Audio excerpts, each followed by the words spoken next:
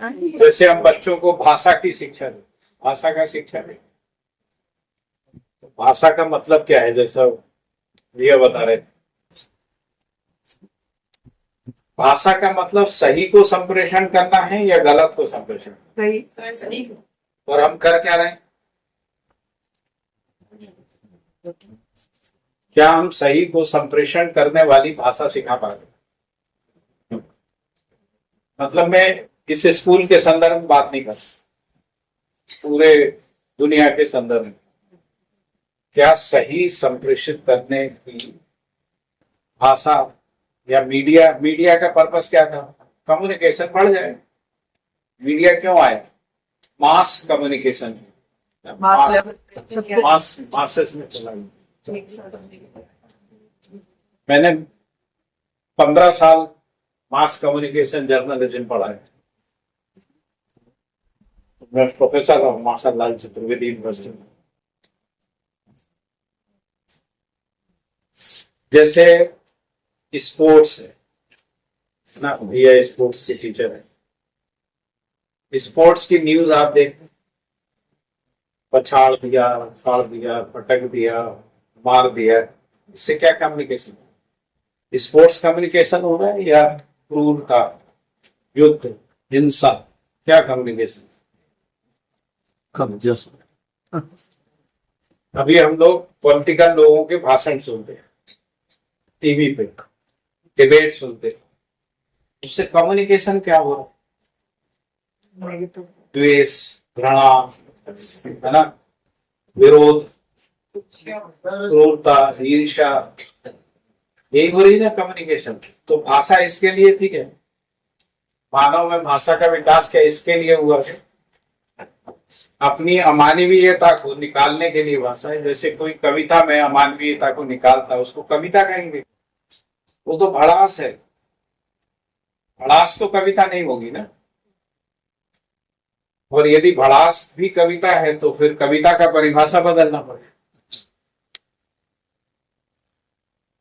तो मानव के अंदर जो सत्य है, जो मधुरता है, कोमलता है, उदारता है, दया है, प्रेम है, जो ये विश्वास, सम्मान, स्नेह, प्रेम है, इसको हम व्यक्त कर पा रहे हैं भाषा से।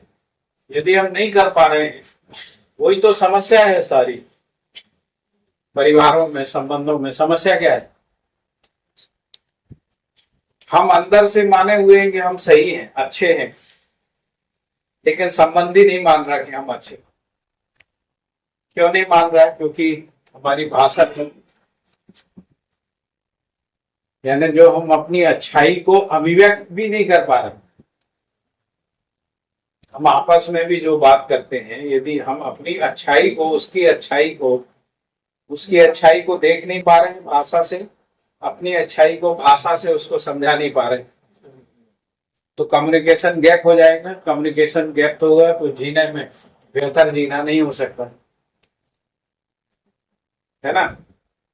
तो क्या हम भाषा को इस दृष्टिकोण से समझ पा रहे हैं? तो भाषा का प्रयोजन ही पता नहीं। भाषा का प्रयोजन है सत्य का या मूल्यों का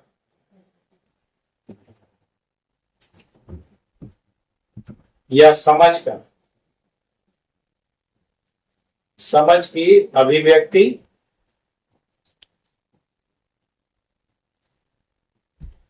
संप्रेषणा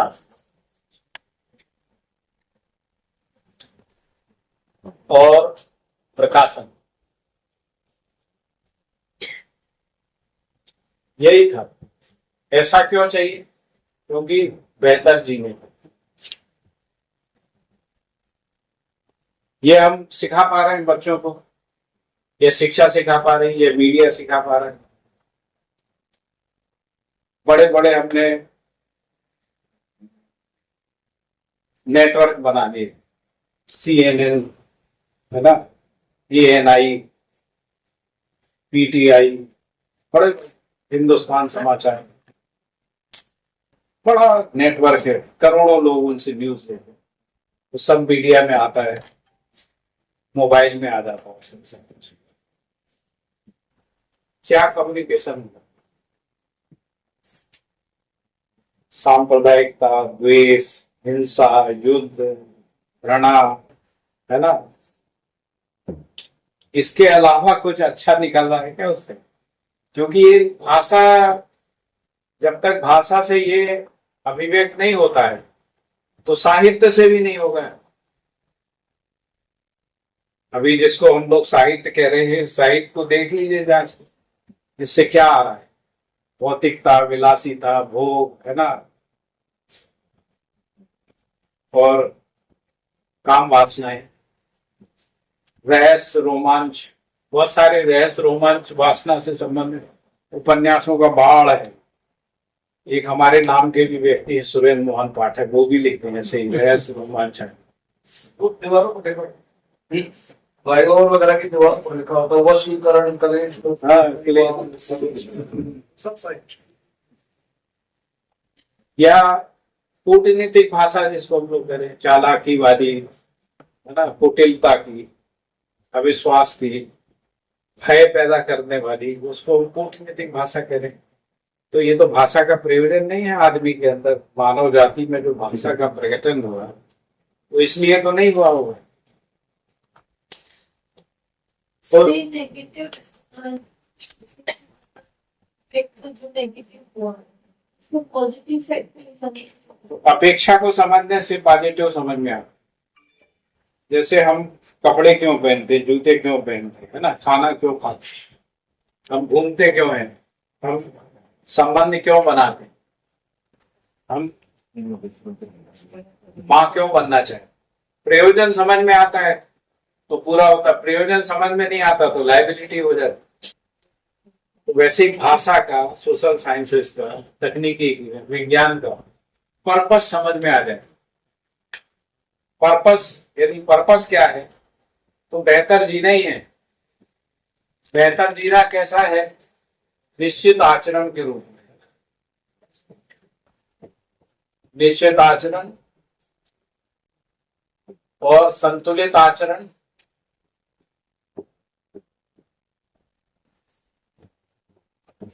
और नियंत्रित आचरण।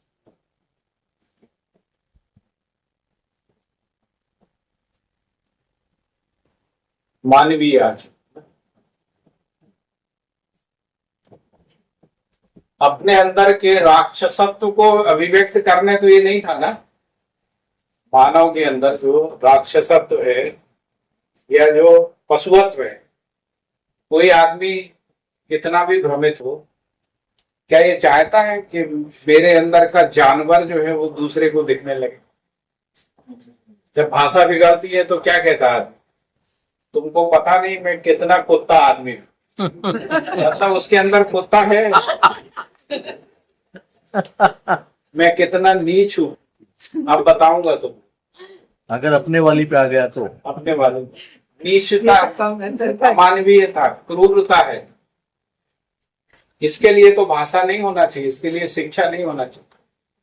तो शिक्षा तो जो अच्छा है, आपके अंदर जो अच्छा है, यदि हम उसको अभिव्यक्त कर पाते हैं, उसको संप्रेषित कर पाते हैं अच्छाई की, तो संबंध बनते हैं, सामाजिकता आती है, खुशी बढ़ती है, जीवन में खुश सुख बढ़ता है ना। और यदि किसी एक बड़े समूह में हो जाता है तो आनंद भी रहता है।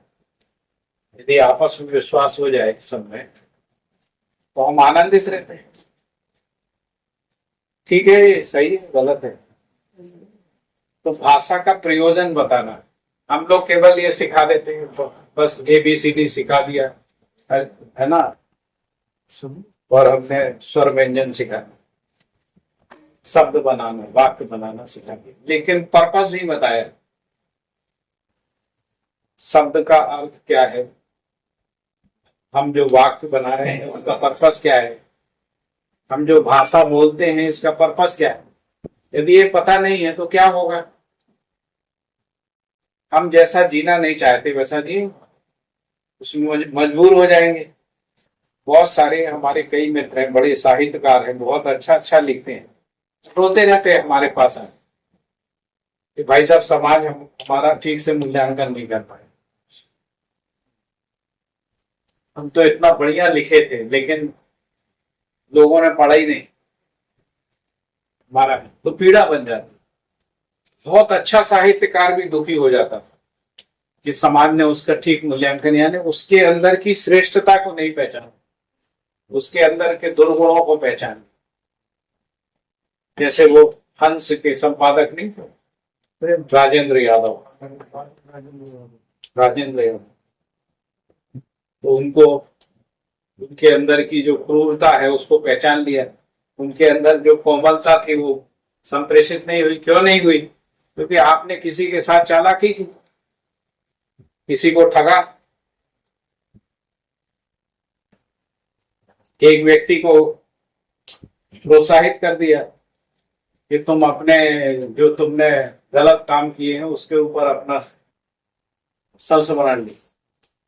गांधी ने भी उसने बेचारे ने लिख दिया, उसकी नौकरी चली गई, उसकी समाज में बदनामी हो गई। उसने बस्तर के जंगलों में जाकर किसी महिला के साथ गलत काम किया हो, उसको लिख दिया, हंस ने छाप दिया। क्या संप्रेषित किया? अब आपका कैसे मूल्यांकन हो? आप अच्छे आदमी, आपने एक आदमी के अंदर कुछ अच्छाई थी कि उसने कोई गलती की, उसको रियलाइज करा, आपने उसको बेवकूफ बना के उसका उपयोग कर लिया ताकि हंस को लोग पढ़ेंगे, पॉपुलर होगी। वैसे सैकड़ों लोगों को जान, हमारा पूरा जीवन ही इसी में गया, मीडिया में, साहित्य में, इस सब में। और इसीलिए साहित्यकारों का कोई इज्जत नहीं है। कौन सम्मान करता है? कौन पूछता है? वो किताब छाप लेते हैं और इसके बाद अपनी किताब पे चर्चा के लिए लोगों को आमंत्रित करते हैं और फिर अपनी ही बात करते हैं। अपनी कुछ किताबें भेंट भी कर देते हैं या उस दिन 50% डिस्काउंट पे रहती है। इसके बावजूद भी लोग पढ़ते नहीं, किताब ले आके लाइब्रेरी में रख, पढ़ते नहीं।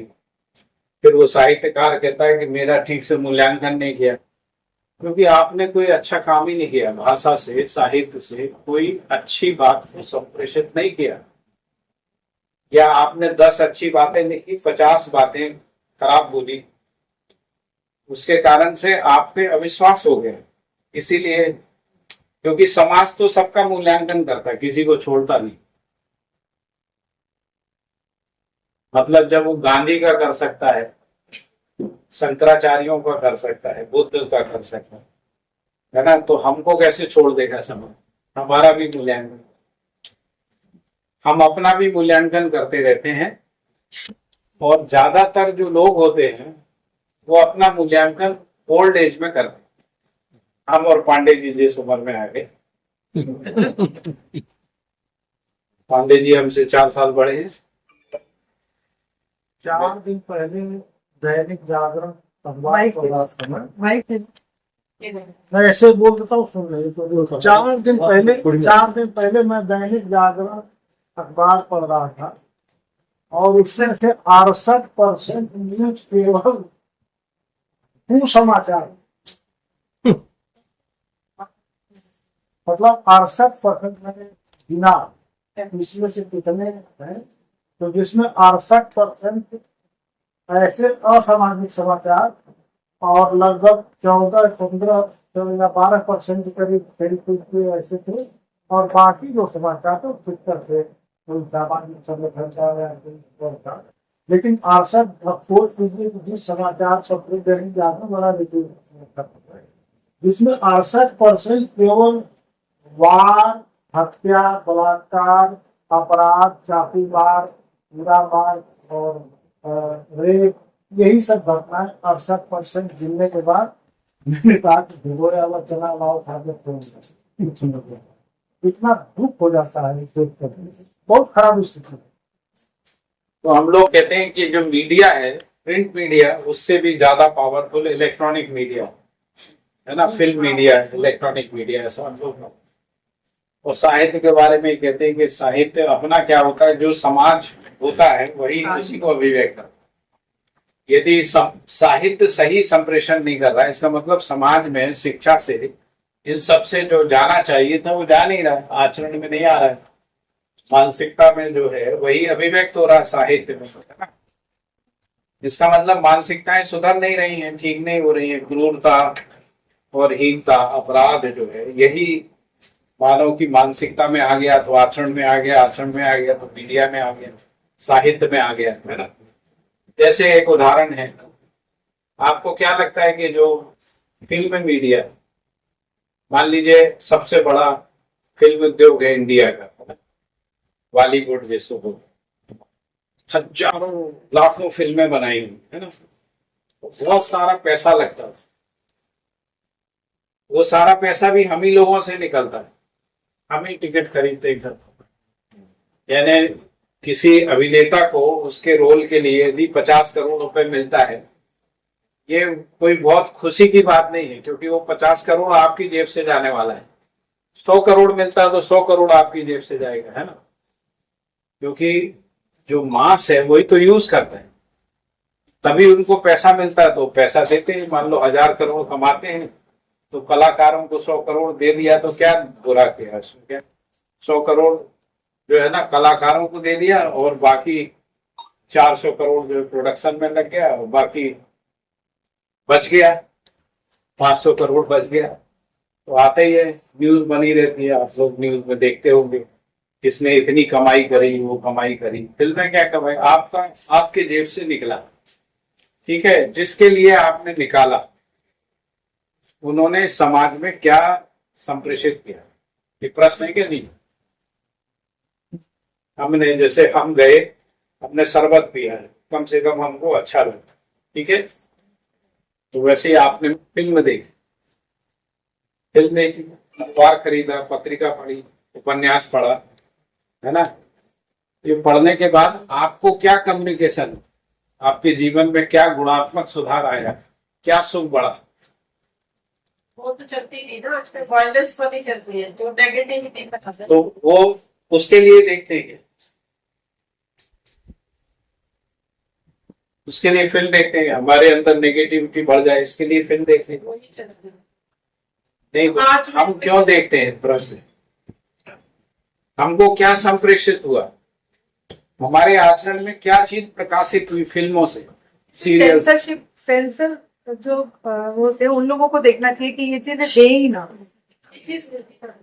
अभी वो सब में हम नहीं जाना चाहते, है ना। मैं ये पूछ रहा हूँ कि हम कंज्यूम कौन कर रहा है, हम कर रहे हैं। जैसे कि हम करते हैं सर, उस टाइम तो वो ये कहते हैं कि जब जो देखने जाता है वो तो कहता है कि सिर्फ हम अपनी एंजॉयमेंट के लिए जाओ, अपना उस टाइम को टाइम बीइंग एंजॉय करो, बस खत्म। मैं तो कह रहा हूँ एंजॉयमेंट होना चाहिए, जीवन में एंजॉयमेंट होना चाहिए, लेकिन क्रूरता नहीं बढ़ना चाहिए ना, हिंसा नहीं बढ़ना चाहिए, द्वेष नहीं बढ़ना चाहिए। अब हम अपने साथ वाले थे, अगर कुछ आर्गुमेंट करते हैं तो कहते हैं फिल्म देखो ना, तुम क्यों फालतू तो उसमें पढ़ रहे हो, ये होना हो सकता है, नहीं हो सकता, उसको छोड़ो, आप फिल्म देखो, एंजॉय।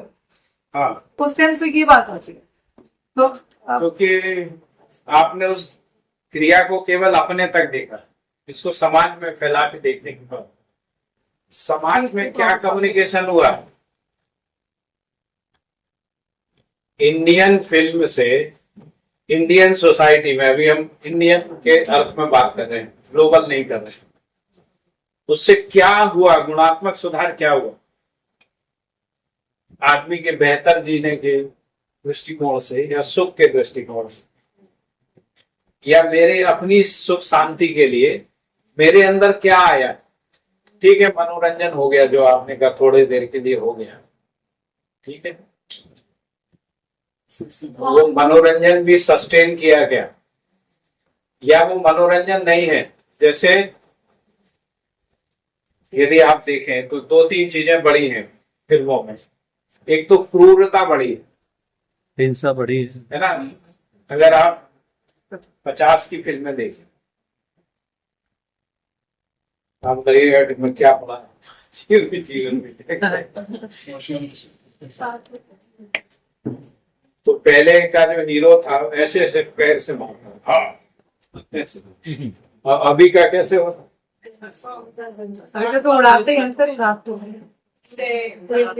ग्रेनेड, बॉम्ब, हाँ, गाड़ियां जलती। गाड़ियां जलती हैं, विध्वंस होता है ना। तो एक क्रूरता बढ़ी, और क्या बढ़ा, मतलब ये तो कम्युनिकेशन हुआ है ना, क्रूरता बढ़ी है, ये समझ में आता है ना। और क्या बढ़ा तो चलाकियां है, लैंग्वेज में बहुत मतलब जिसको कहें कि गिरावट की पराकाष्ठा।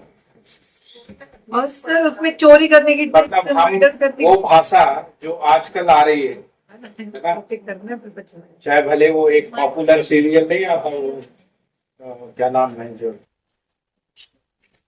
क्राइम पेट्रोल कितने जिसमें वो अभिनेताओं को बैठ के हंसी मजाक करते हैं, कपिल कपिल शर्मा वाला, देखिए कपिल शर्मा, 30 में वो जो भाषा बोलते हैं वो भाषा हम लोग अपने परिवार में बोल सकते हैं, संबंध में बोल सकते हैं, फिर भी हम देख रहे हैं, फिर भी हम देख रहे हैं। क्यों देख रहे हैं? जो फूहड़ हंसी है, जिसको अपन फूहड़ता कहते हैं, हम उसमें एंजॉयमेंट तलाश रहे हैं। दोस्त भी आता था ना, कितनी गंदी भाषा होती थी। बहुत सारे, अभी इस समय पिछले 10 साल में तो बहुत बढ़ गया है, बहुत ही। अभी किसी को अरेस्ट कर लिया था ना, उसको कोर्ट ने भी कहा, जिसमें वो शायद अपनी माँ के बारे में, कुछ माता पिता के बारे में बहुत ही गंदी हंसी। लड़की कोई थी, है लड़की कोई थी। जगह कॉमेडी। तो एक तो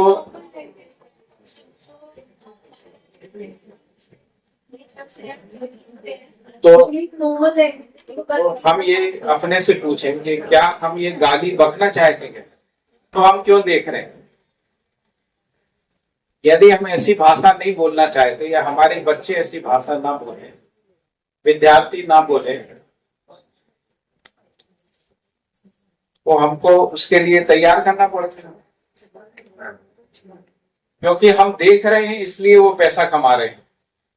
और पैसा कमा के वो क्या कर रहे हैं? यही फूहड़ता, अश्लीलता, गंदगी फैला रहे हैं, विलासिता। दूसरी जो चीज बड़ी है वो बड़ी है भौतिकता बड़ी। मतलब पहले के फिल्मों में एक नॉर्मल लाइफ छोटा सा घर होता था या वैसा, अब तो बहुत विलासी होते, बहुत ज्यादा। तो बंगला ही दिखा।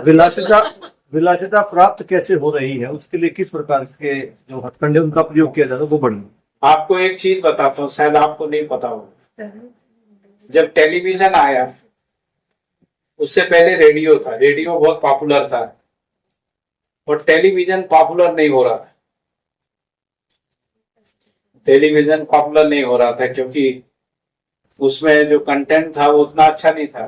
न्यूज सुनने के लिए, केवल न्यूज सुनना है तो लोग रेडियो पसंद करते।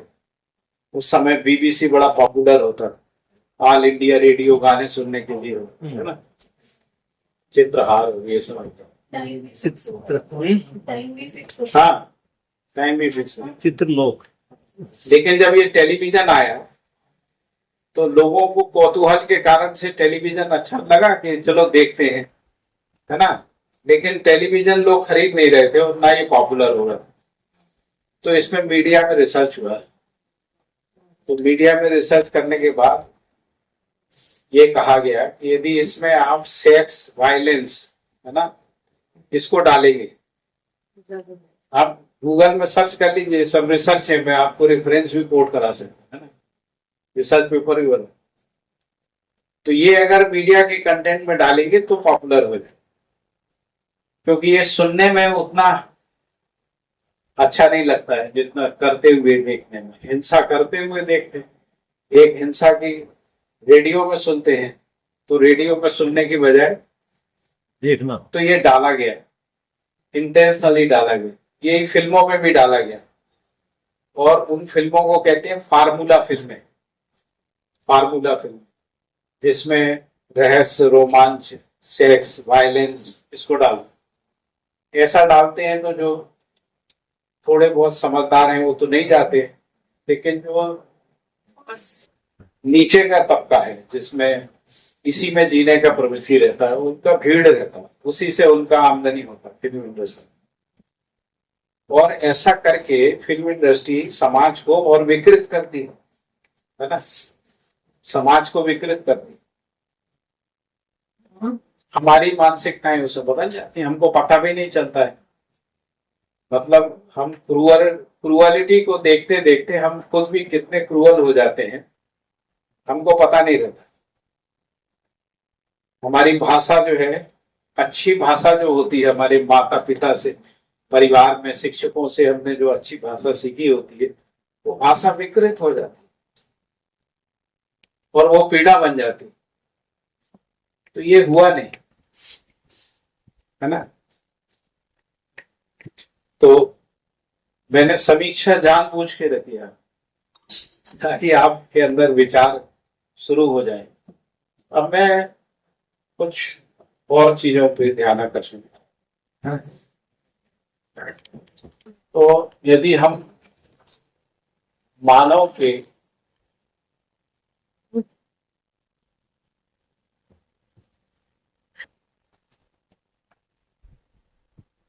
संपूर्ण क्रियाकलाप को देखें,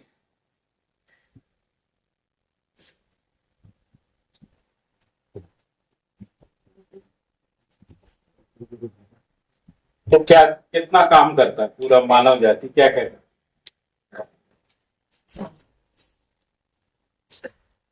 आपको क्या लगता होगा? तो मेरे हिसाब से या मध्यस्थ दर्शन के दृष्टिकोण से मानव केवल 4 काम। एक है जिसको हम लोग कह रहे हैं अनुभव,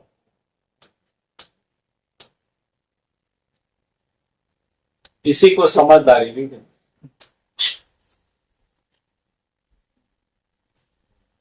दूसरा है जिसको हम कहते हैं कि हम क्या कर विचार कर। तीसरा है हम व्यवहार करते हैं।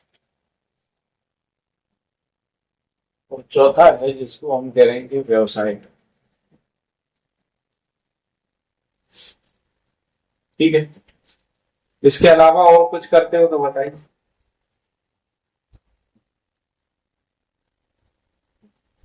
ये 3 चीजें तो स्पष्ट समझ में आती है ना। इन 3 चीजों से ही जो समझ आती है उसको अनुभव करते हैं। विचार से जो समझ में आता है, व्यवहार से जो समझ में आता है, व्यवसाय से उसमें। इससे ज्यादा मानव के पास करने के लिए और कुछ है क्या?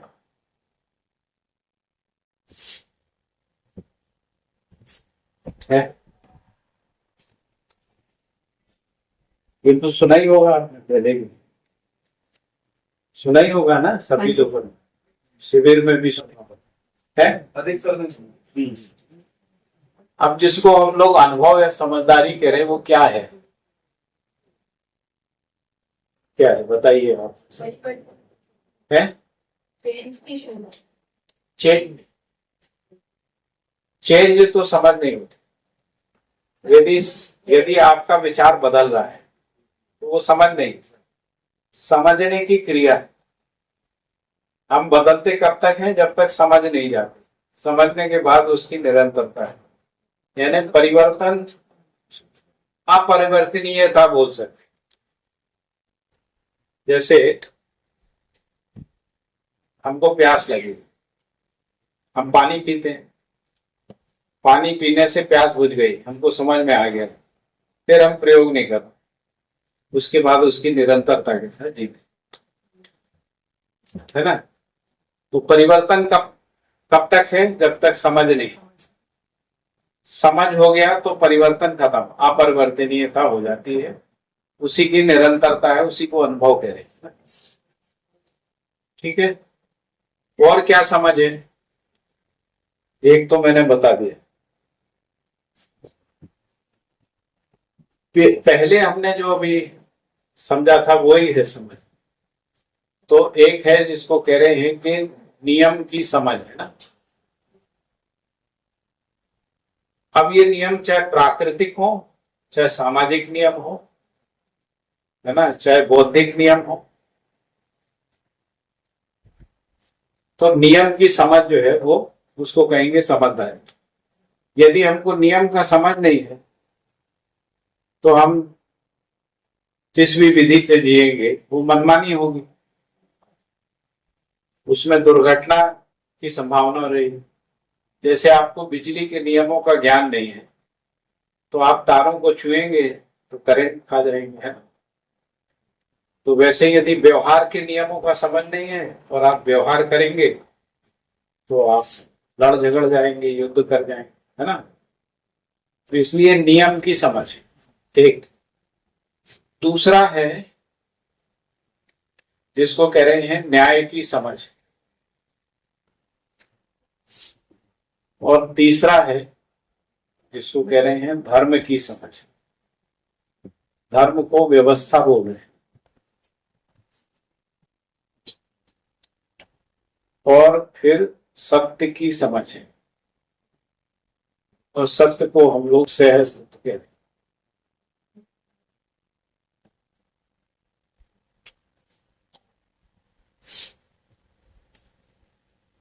इसको हम कहाँ पहचानते हैं? इसको पहचानते हैं प्रकृति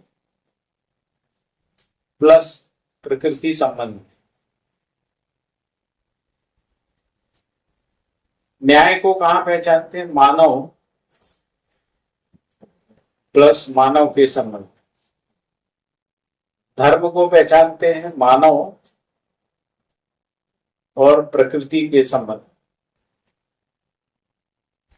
और सत्य को पहचानते हैं व्यापक, जिसको ब्रह्म भी कहते हैं, प्लस प्रकृति के संबंध।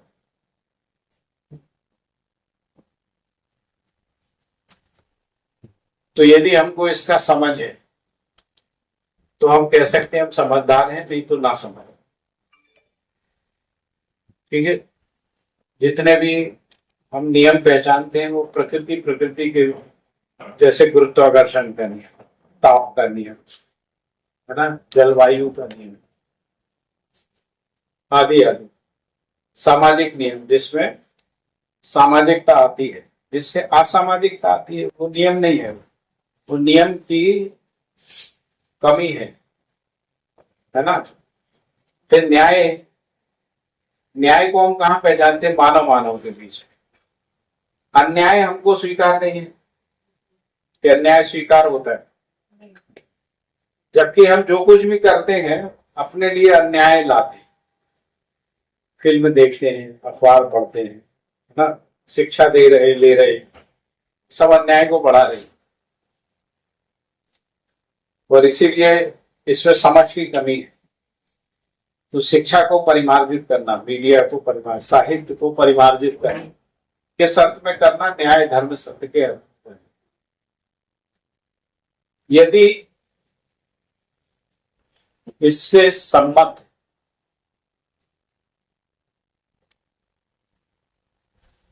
विचार होता है, उसी को कह रहे हैं कि समाधान है,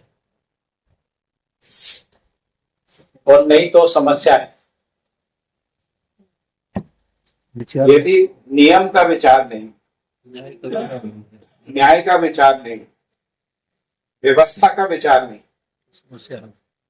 और सत्य का विचार नहीं, असत्य का विचार है ना, तो वो मानव में समस्या है।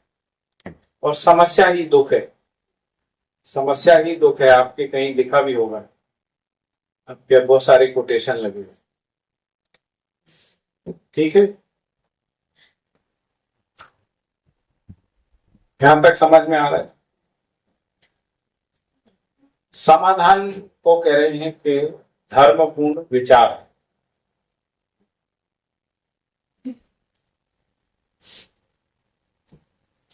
या व्यवस्थात्मक विचार,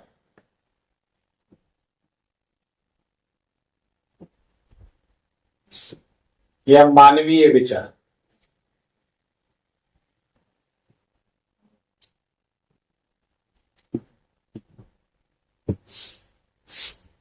इसी को कह रहे हैं कि इसी को संस्कृति भी बोलते।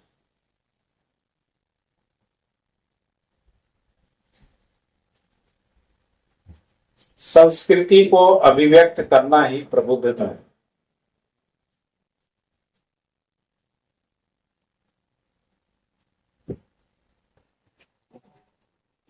यदि हमारा विचार नियम सम्मत है, न्याय सम्मत है, धर्म सम्मत है, सत्य सम्मत है, और नियम के साथ दो शब्द और जुड़ते हैं, नियंत्रण और संतुलन। तो नियम से नियंत्रण और नियंत्रण से संतुलन, और संतुलन ही नियम है। जैसे हम अपने विचार पे नियंत्रण चाहते हैं या नियंत्रण चाहते हैं? नियंत्रण चाहते। हम अपने परिवार में नियंत्रण चाहते हैं या नियंत्रण चाहते हैं? हम संबंधों में नियंत्रण चाहते हैं या नियंत्रण चाहते हैं? तो चाहना में हम क्या चाहते हैं? नियंत्रण। और संतुलन भी चाहते हैं। मेरा परिवार के साथ संतुलन, परिवार का समाज के साथ संतुलन, समाज का राष्ट्र के साथ, राष्ट्र का अंतरराष्ट्र में संतुलन रहे, है ना? तो इसीलिए नियम, नियंत्रण, संतुलन, समझदारी। तो हमको बच्चे को नियम के साथ नियंत्रण और संतुलन के महत्व को भी समझना है। और नियम, नियंत्रण, संतुलन ये सह अस्तित्व में ही है, क्योंकि प्रकृति के सह अस्तित्व में नियम है, मानव के सह अस्तित्व में न्याय है, मानव प्रकृति के सह अस्तित्व में धर्म है, और व्यापक वस्तु प्रकृति का जो संबंध है उसको कह रहे सत्य है। जैसे इससे पता लगता है कि सब कुछ क्या है? संबंध है, और संबंध ही नियति है, और नियति ही विधि है।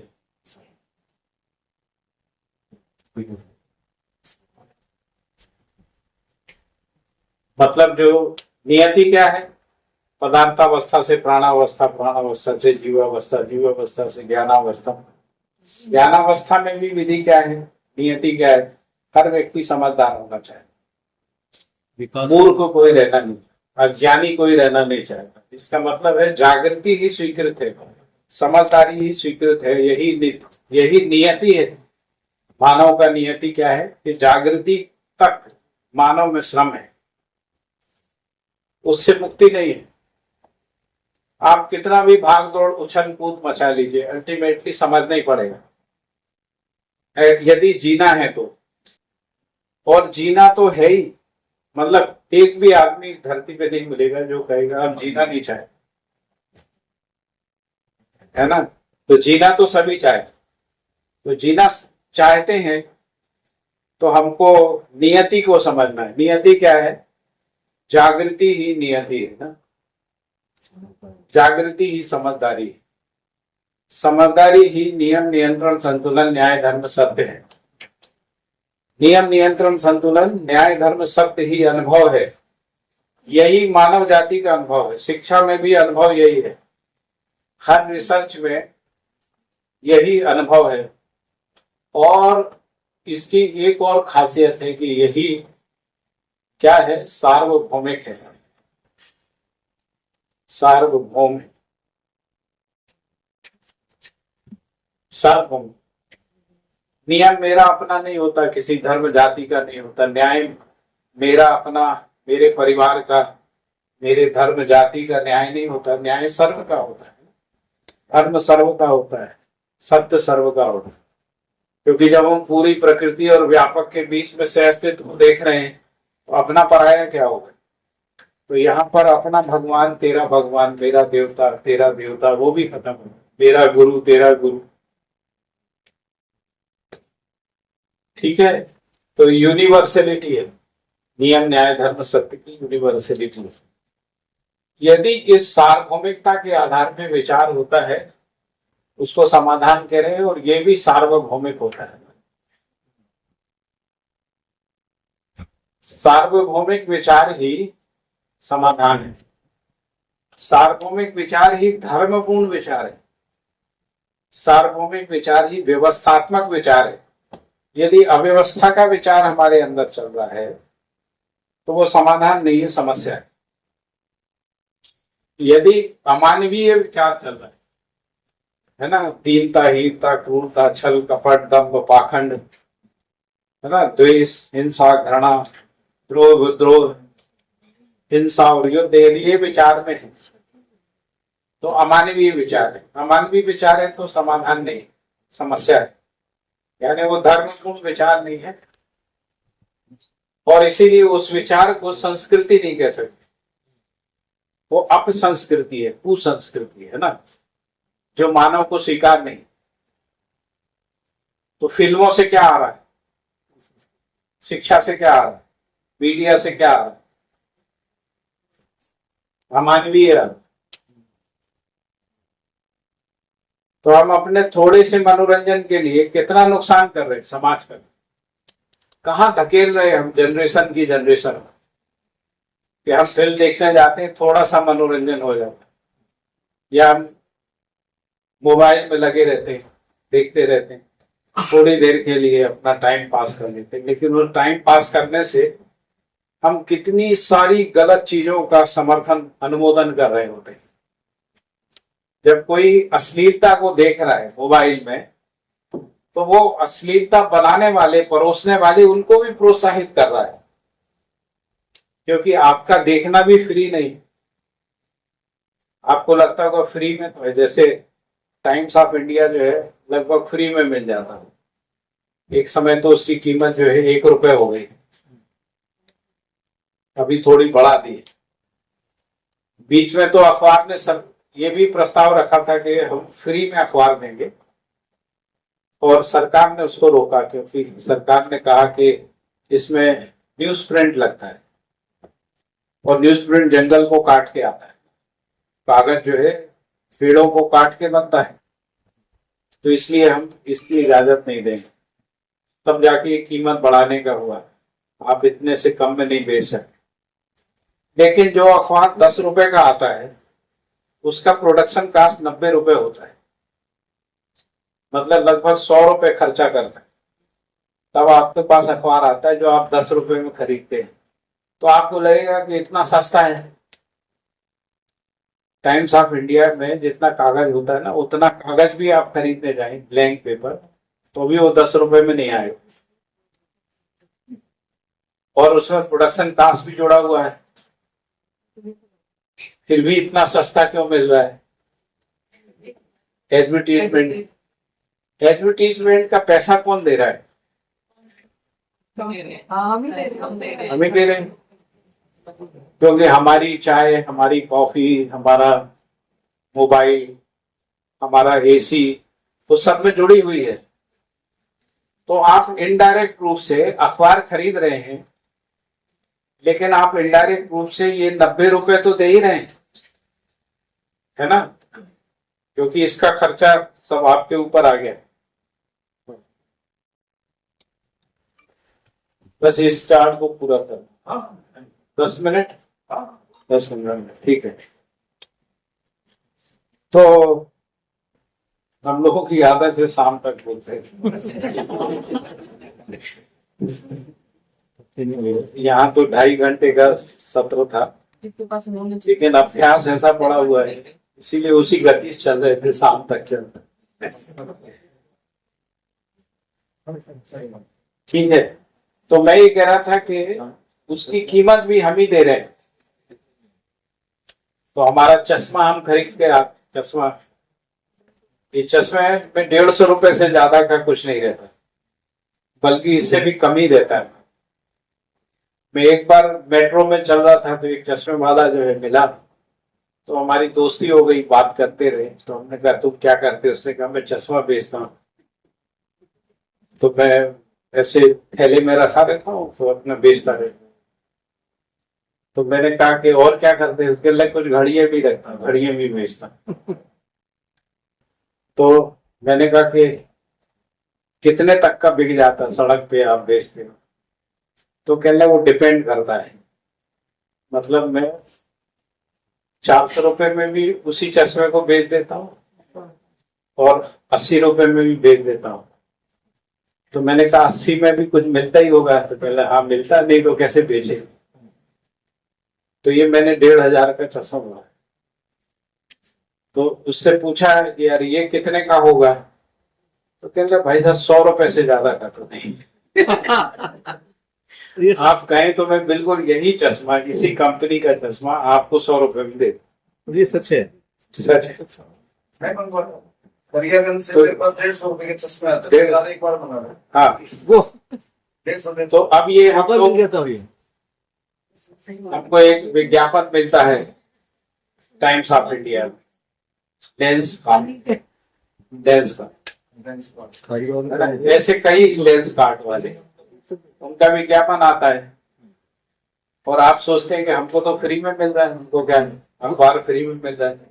लेकिन आप 100-200 बार देखते हैं, तो जब आप चश्मा खरीदने जाते हैं तो अचानक आप लेंस कार्ट की दुकान पर रुक जाते हैं और आपके पैर कब अंदर चले जाते हैं लेंस कार्ट में, आपको पता ही नहीं होता, और वो आपका जो 150-200 रुपए का चश्मा है वो 2,500 का हो जाता है, हाँ, क्योंकि उसने विज्ञापन में खर्चा किया है। तो वो पैसा भी आप ही दे रहे हैं, वो पैसा भी आप दे रहे हैं, अखबार वाले का कुछ नहीं जा रहा, सर ऐसे इकोनॉमी ना कंपनी जा रही। हाँ, इकोनॉमी सर्कुलेट भी तो होती है और ये भी जरूरी है। इसीलिए हम दरिद्र हैं। हमारी गरीबी का मूल कारण है कि हमको पता ही नहीं हमारा कितना शोषण हो रहा है। यदि हम अपने शोषण को समझ लें तो हम समृद्ध हो सकते हैं, हमारे पास कोई अभाव नहीं हो। और यदि हम अपने शोषण को नहीं समझते हैं तो अभावग्रस्त ही रहना है जिंदगी भर, क्योंकि ठगने वाले जो है बहुत रिसर्च कर रहे हैं, वे मानवीयता वाले, सहअस्तित्व वाले उतना रिसर्च नहीं कर पा रहे। सच्चाई यही। तो हमको, ठीक है, और आगे चलते हैं, थोड़ा सा व्यवहार में आगे। तो यदि व्यवहार का मतलब क्या है, मानव का मानव के साथ संबंध,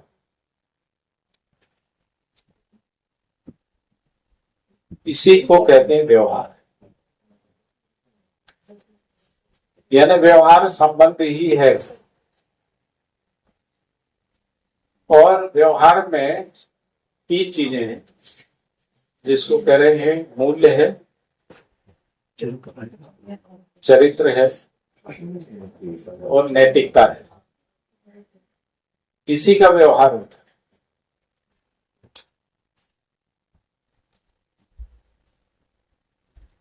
और यदि इसमें कुछ आगे जोड़ेंगे तो व्यवहार में वस्तु भी है और सेवा भी है, मतलब पूरा व्यवहार कुल इतना ही है। लेकिन इसमें मूल्य, चरित्र, नैतिकता प्राथमिक है, वस्तु और सेवा सेकेंडरी है ना। जैसे कोई आपका अपमान करके खाना खिलाए, आपको स्वीकार होगा, अपमान करके कपड़े दे, स्वीकार नहीं होता है, यानी मूल्य प्राथमिक है ना। इसी प्रकार से चरित्र प्राथमिक है ना। कोई चरित्रहीनता के लिए प्रलोभित करे आपको और वस्तु दे उसके बदले में, वो आपको स्वीकार नहीं होगा, है ना। और यही व्यवहार जो है 5 स्थितियों में होता है मानव में।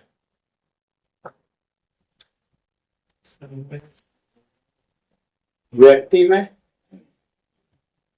परिवार में, समाज, राष्ट्र और अंतरराष्ट्र, यही व्यवहार। इसी का निर्वाह करना जो है वो सभ्यता है। सभ्यता के साथ जीना ही संप्रभुता है। संप्रभुता वो चाल हो दिया अपन। हाँ। तो जैसे कहा कि अस्तित्व सहअस्तित्व रूप में परम संबंध है ना, ये दिखा है संबंध। इसी को परम संबंध भी लिखते हैं, क्योंकि संबंध के अलावा कुछ नहीं। जैसे आप लोग जो है, कई इसमें से माँ भी होंगी, बहन भी होंगी, है ना। तो माँ और महिला, लेडी, इसमें अंतर क्या है? जैसे एक लेडी होना और एक माँ होना, इसमें अंतर क्या है? माँ का वो संबंध पुत्र पुत्री होने के बाद क्या अंतर है? क्या भावना है? हैं? बच्चे के लिए भावना करती है। माँ होना अकेले नहीं होता, महिला होना अकेले हो सकता, महिला इंडिविजुअल हो सकती है, माँ इंडिविजुअल नहीं हो सकती। क्योंकि यदि आपके पुत्र पुत्री नहीं है या पुत्र पुत्री किसी को स्वीकार नहीं किया है तो आप माँ नहीं हो सकते, महिला हो सकते। जैसे आपका कोई भाई बहन नहीं है या भाई बहन के रूप में आपने किसी को स्वीकार नहीं किया तो आप भाई बहन नहीं हो सकते। आपके बहन होने के लिए कोई भाई और बहन का होना जरूरी है। तो संबंध कोई भी अकेले में नहीं होता, इसीलिए अस्तित्व से अस्तित्व है, इसीलिए अस्तित्व। मित्र होने के लिए भी कोई मित्र हो तभी आप मित्र हैं, नहीं तो आप मित्र नहीं हो। अकेला कोई आदमी मित्र होता है किसी? पति होने के लिए भी पत्नी जरूरी है, पत्नी होने के लिए पति जरूरी है। तो कोई भी किसी का पति नहीं हो तो वो अपने को पत्नी नहीं बोल सकते, बोलेंगे नहीं बोल सकते। तो संबंध जो है वो सह अस्तित्व में होते हैं और सह अस्तित्व में ही उसका जो निर्वाह होता है उसको व्यवहार कहते है ना। संबंध जिसमें आपने कहा ममता होती है ना, तो माँ ममता का निर्वाह करती है। अकेला आदमी में कोई ममता नहीं होती, अकेले व्यक्ति में ना स्नेह है, ना प्रेम है, ना कृतज्ञता, ना विश्वास है, ना सम्मान है, ये कुछ नहीं होता अकेले। अकेला आदमी केवल समझ सकता है परिभाषा भाषा में, अकेला आदमी केवल इनकी परिभाषाएं पढ़ के रट सकता है, उसको समझ सकता है। लेकिन प्रेम संबंध में ही होता है। जब कोई आपका बेटा बेटी है, आपकी बहन है, आपकी पत्नी है, पति है ना, या आपके माता पिता है, उन्हीं से प्रेम होता है। गुरु है, गुरु के साथ प्रेम होता है, नहीं तो प्रेम नहीं होता है। प्रेम जैसी कोई चीज नहीं होती है। अकेले आदमी में कोई प्रेम नहीं, अकेले आदमी में कोई स्नेह भी नहीं होता है, ना सम्मान होता है, ना कृतज्ञता होती। कोई भी मूल्य जो है वो सह अस्तित्व में ही होता है, संबंधों में ही होता है। संबंध विहीनता में कोई मूल्य नहीं होता है। इसलिए व्यवहार का परिभाषा है एक से अधिक एकत्रित होने के लिए जो मानव में समझ है उसी का नाम व्यवहार है। यदि हम एक से अधिक यानी हम संबंध में एक से अधिक होते हैं, अकेले नहीं होते। माँ अकेले में माँ नहीं है, पुत्र पुत्री अकेले में पुत्र पुत्री। किसी पुत्र पुत्री को अपने माता पिता का पता नहीं तो वो क्या बोलेंगे? अनाथ बोलेंगे, हमको पता नहीं, है ना। ठीक है, ये समझ में आता है भैया और हम लोग व्यक्तिवाद बढ़ा रहे हैं शिक्षा के माध्यम से, मीडिया से। ये अनुभव आया यानी हम संबंध को खत्म कर रहे हैं। संबंध को हम लोग समाप्त करें, शिक्षा से, मीडिया से, भाषणबाजी से, नेतागिरी से, आदि आदि से, अपनी छोटी मोटी खुरापातों से, छोटे से मनोरंजन के लिए, है ना, जिसको अपन ऐन्द्रियता कह रहे हैं, उसके लिए संबंध जैसी बड़ी चीज को खत्म करें। जबकि सुख इसी में रहता है और मूल्य चरित्र नैतिकता के साथ जीना ही सभ्यता है। मूल्यहीनता को असभ्यता बोलेंगे, चरित्रहीनता को असभ्यता बोलेंगे, अनैतिकता को असभ्यता बोलेंगे, है ना। ठीक है, लास्ट कॉलम और बचा है ना, तो लास्ट कॉलम है जिसको कह रहे व्यवसाय क्यों होता है? अर्थोपार्जन के, अर्थोपार्जन। ठीक है, हम प्रकृति पे श्रम करते हैं, क्यों करते हैं? हाँ, कमाने के लिए। अर्थ क्या है? अर्थ जो है वो तन बंधन,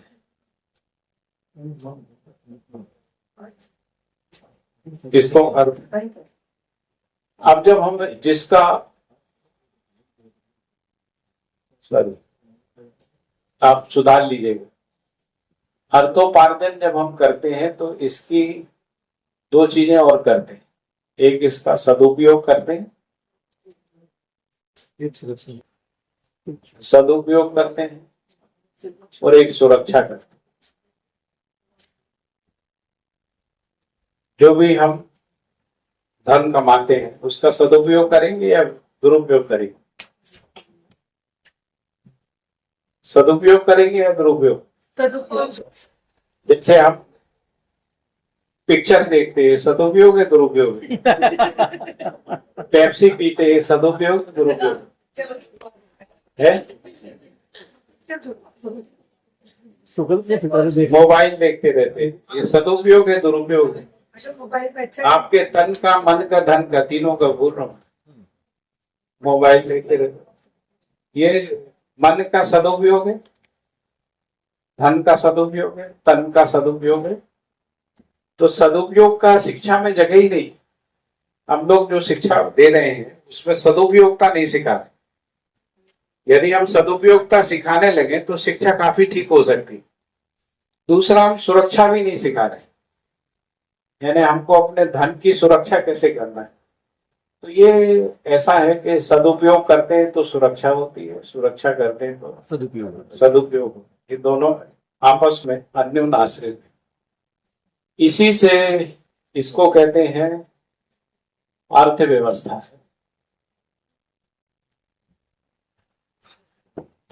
इसको कहते हैं धर्म व्यवस्था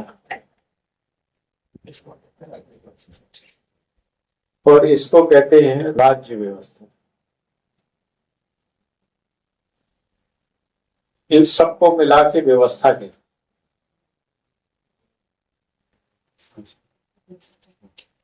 व्यवस्था को ही कहते हैं प्रभु सत्ता।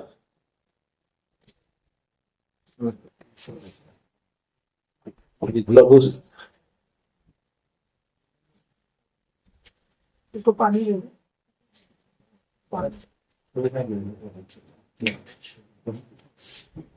प्रभु सत्ता। तो इन सबको मिला के जो है प्रभुता भी कहते हैं।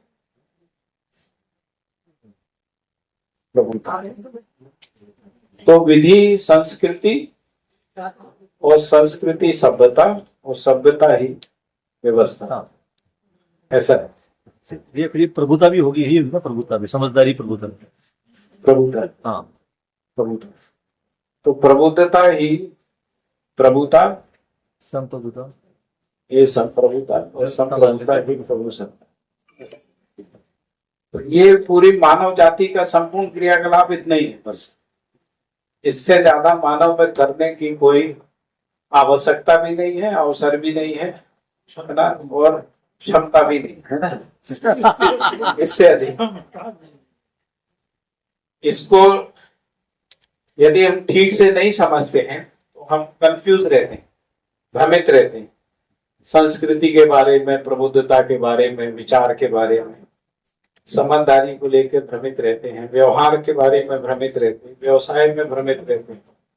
व्यवसाय का प्रयोजन जो है वो क्या है? समृद्धि है। अर्थोपार्जन किस लिए है? समृद्धि के लिए।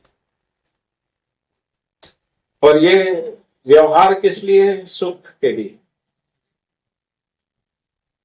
तो सुख और समृद्धि पूर्वक जीने के लिए विचार में सर्वतोमुखी समाधान, सर्वतोमुखी समाधान विचार को बनाने के लिए ये समझ, इसके बिना मानव जाति सुखी नहीं हो सकती।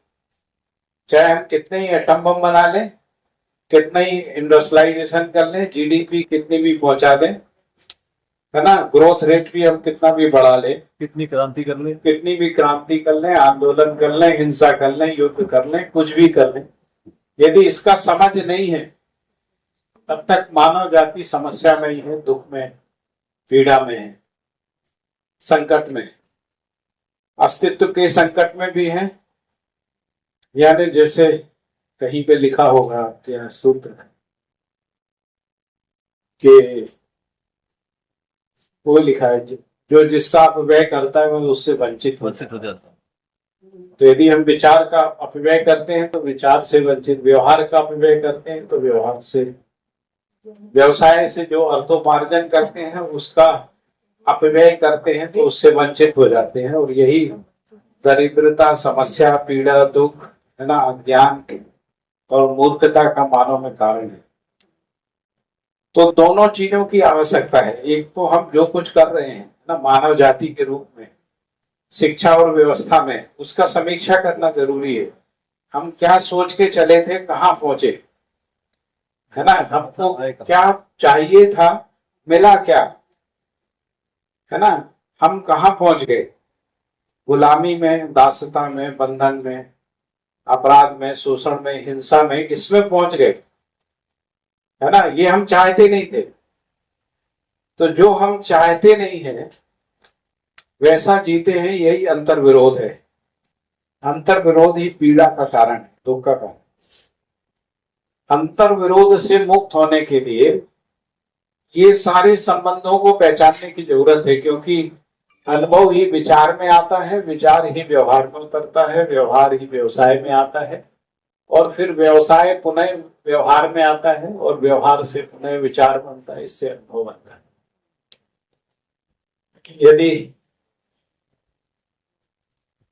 यदि किसी को यहीं पे करते, अगला नहीं खोलते, टाइम हो जाएगा,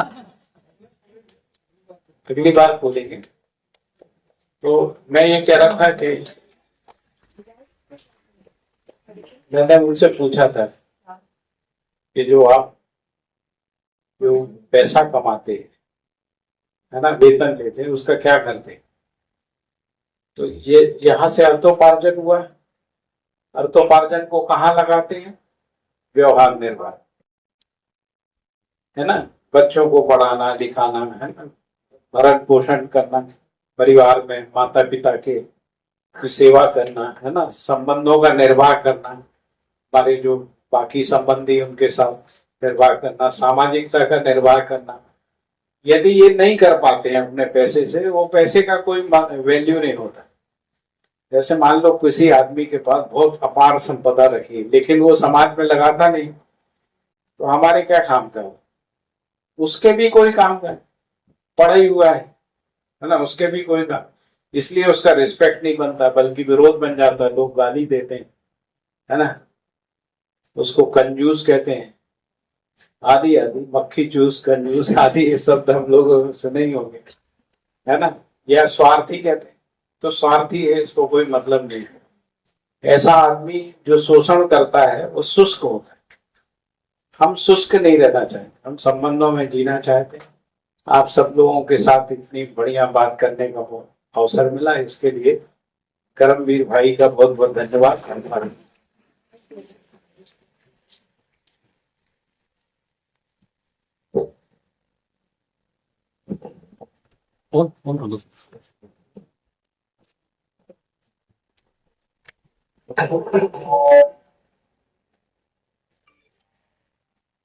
बहुत बहुत धन्यवाद तो आपका करें। और निश्चित रूप से जब विषय वस्तु शुरू होती है तो वक्ता जब बोलने लगता है और वो जब उसको जीने लगता तो फिर वो समय की सीमाओं को भूल जाता। ये बात केवल प्रोफेसर पाठक जी पर नहीं, ये हम पर भी लागू होती। कई बार ऐसा होता है कि आप पढ़ाते पढ़ाते ये भूल जाते हो कि बेल हो गई, जबकि बेल बजती, लेकिन भूल गए। दूसरा टीचर आकर सामने खड़ा हो जाता तो याद आता हो मैडम 2 मिनट हो गए। तो जब हम उसको जीते हैं तो समय की परिधि ही बाहर हो जाती है। सवाल है जीने का, तो जीना ही जिंदगी है और जीना ही आचरण है। तो ये जितना भी कवायद की, जितनी बात समझ में आई, ये बार बार कराने से होता क्या,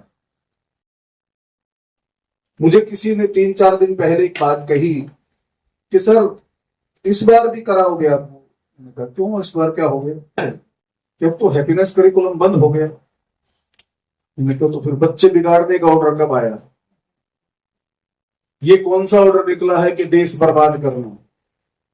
किताब का नाम बदलने से, सिलेबस बदलने से कोई ये थोड़ा ही बदल जाएगा कि हम राष्ट्र का निर्माण नहीं करेंगे। आज की सरकार की भी मुख्य नीति यही है कि हम दुनिया की बेहतरीन बेस्ट एजुकेशन प्रोवाइड करें और हमारे बच्चे राष्ट्र के सर्वश्रेष्ठ नागरिक बने, दुनिया के सर्वश्रेष्ठ नागरिक बने। उसके लिए कोई सरकार ये नहीं कहती कि आपको ये नहीं पढ़ाना है और ये पढ़ाना। वो तो ये कहते कि बढ़िया से नागरिक बना दो। बाकी तो जो उनकी अपनी पॉलिटिकल और डिपार्टमेंटल एडमिनिस्ट्रेटिव एक्सरसाइज चलती रहेगी, उससे हमें क्या फर्क पड़ता? अगर मैं अंग्रेजी पढ़ाता हूं तो मुझे इंग्लिश ही पढ़ानी है, साइंस वाला साइंस ही पढ़ाएगा, मैथमेटिक्स वाला मैथमेटिक्स ही पढ़ाएगा। मैक्सिमम क्या हो सकता है कि उसका नाम बदल के साइंस की बजाय उसका नाम मॉडर्न साइंस रख देंगे, अप्लाइड साइंस रख देंगे, कुछ और साइंस रख देंगे।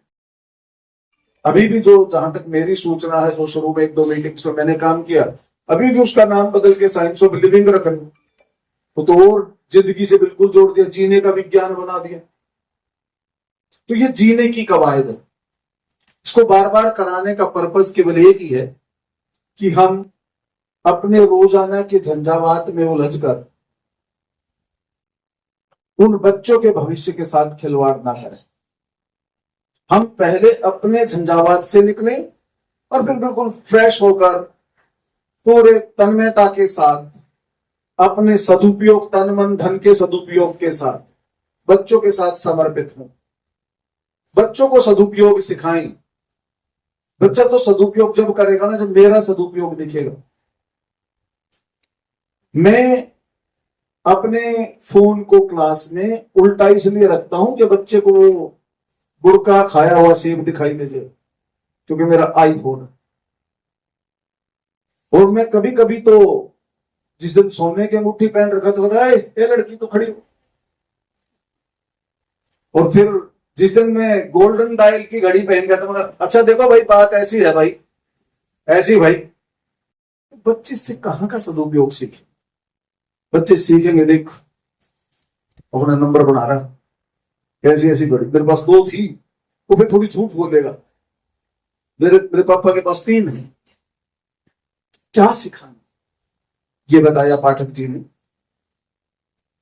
निश्चित रूप से जिस कंटेंट की, जिसका वांग में 18 किताबों में हो, उसको 180 मिनट में पूरा करने की अगर हम कोई गुस्ताखी करें तो वो संभव नहीं।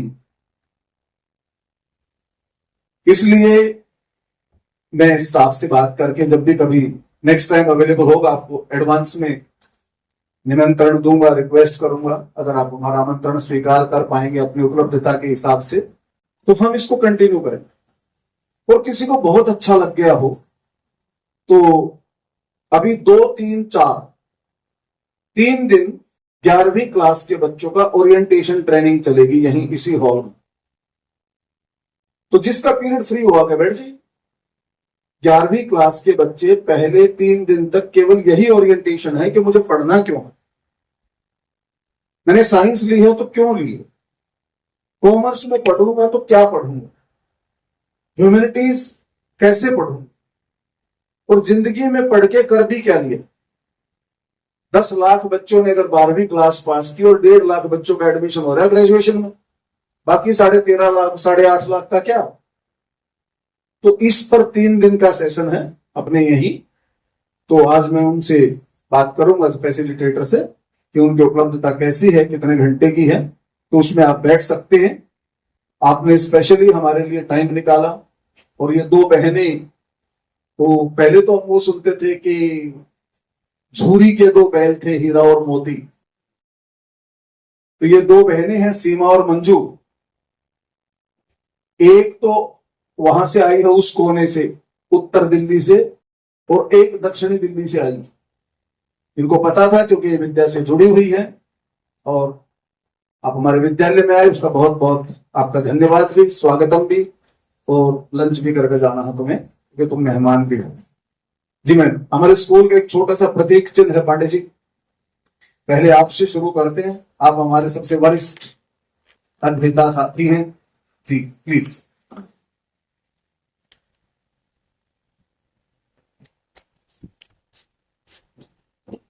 पढ़ो साथी है। ये हमारे विद्यालय की पहचान।